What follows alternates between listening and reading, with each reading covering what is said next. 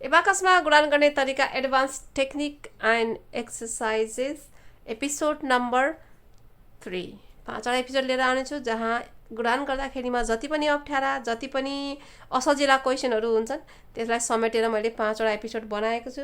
यो एपिसोड सबै हेरिसकेपछि अब एबाकसमा गुणान गर्नलाई कुनै समस्या छैन, जस्तो सुकै क्वेसन पनि गर्न सकिन्छ। सबभन्दा पहिलो क्वेसन छ हाम्रो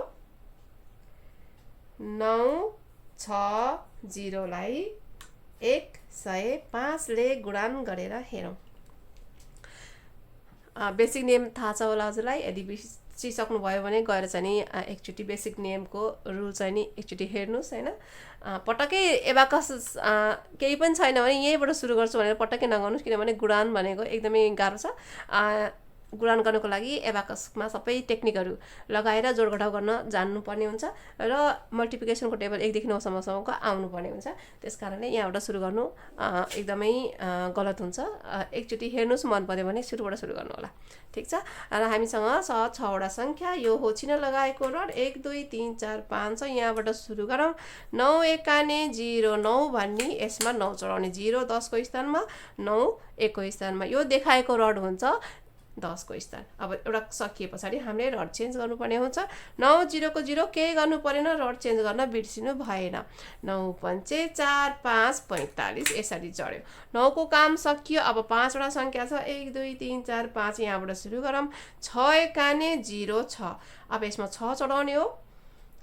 5 भन्दा छैन भनेपछि 6 चढाउनको लागि यसमा जानुपर्ने हुन्छ। यसमा उदाहरण लियौँ भनेको यो पनि चलिसकेछ भनेपछि अब यहाँ जानुपर्ने हुन्छ। भनेपछि 6 चढाउनको लागि 100 उदाहरण लिनुपर्ने भयो। 6 को साथी कति हो त? 4 हो। 4 घटाऊ, यसलाई पुरै घटाएर यसलाई दिउँ। हामीले यहाँ 6 जोड्यौँ। यसमा जाउँ। 6 0 को 0 केही गर्नु परेन, रड चेन्ज गरौँ। 6 5 30 3 अनि 0 30, 6 को काम पनि सकियो। 1 2 3 4, अब 4वटा सङ्ख्या छ। 0 ले गर्ने हो, 0 1 ले 0 हुन्छ, केही गर्नु परेन। अब सकियो, जति देखिएको छ हाम्रो एन्सर हो। 0 को त केही गर्नु परेन नि त, लेख्नु परेन है, यसमा केही गर्नु परेन।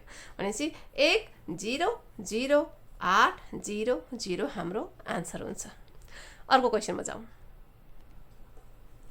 405 लाई 201 ले गुणान गरेर हेरौँ। 6वटा सङ्ख्या छ 1 2 3 4 5 6, यो रडबाट सुरु गर्छु। 4 दुना 0 8, चेन्ज गरौँ। 4 0 को 0 भनेपछि त केही गर्नु परेन, चढाउने सङ्ख्या छैन, तर रड बिर्सिनु भएन।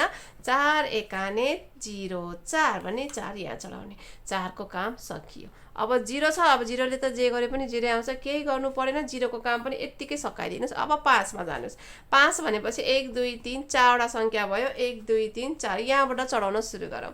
5 दुना 1 0 10, यसमा जाउँ। 5 0 ले 0 केही गर्नु परेन, चेन्ज गरौँ। 5 एकाने 0 5, हामी चिन्ह लगाएको रडमा आयौँ।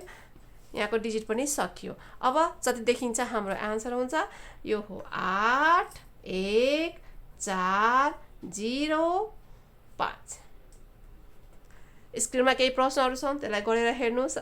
केही अप्ठ्यारो आउँछ भने मेल गर्नुहोस्, इमेल गर्नुहोस्, या फेसबुक पेजबाट डिरेक्टली च्याट पनि गर्न सक्नुहुनेछ।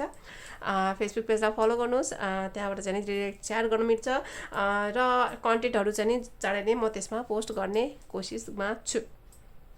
अलिकति पनि मनपर्छ लाइक सेयर सब्सक्राइब गर्नुहोस्। र नेपालमा यसको शिक्षा एकदमै नभएको कारणले यो सामानहरू किन्न पनि अलिक गाह्रो छ। अब मिल्छ भने किन्नुहोस्, नमिल्छ भने हाम्रो कार्पेन्टर दाइलाई भनेर चाहिँ नि बनाउन लगाएर पनि तपाईँले गर्न सक्नुहुनेछ। नेपाली भाषामा बिल्कुलै पनि कमेन्ट नगर्नुहोला, मेरो नेपाली भाषा एकदमै नराम्रो छ। फेरि भेटौँला अर्को एपिसोडमा। टाटा।